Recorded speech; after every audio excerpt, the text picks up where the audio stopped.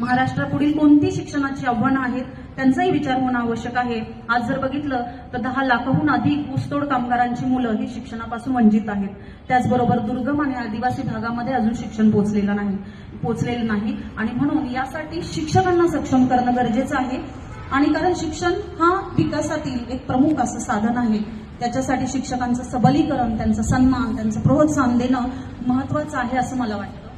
तर आजच्या महाराष्ट्र दिनी मला हेच सांगावं असं वाटतंय की शिक्षण क्षेत्रामध्ये आपण सर्व शिक्षकांनी एकत्र येऊन काम करायला हवं. रेवा वरदा कृष्ण कोयना भद्रा गोदावरी, एकपणाचे भरती पाणी मातीच्या घागरी. ही सहकार्याची भावना आणि राकट देशा कणखर देशा फुलांच्याही देशा या कणखर आणि कोमल भावनेतून महाराष्ट्राच्या शिक्षणाच्या प्रगतीचा प्रवास पुढे राहील याची मला खात्री आहे. जय जय महाराष्ट्र माझा, गरजा महाराष्ट्र माझा. जय हिंद, जय महाराष्ट्र. धन्यवाद.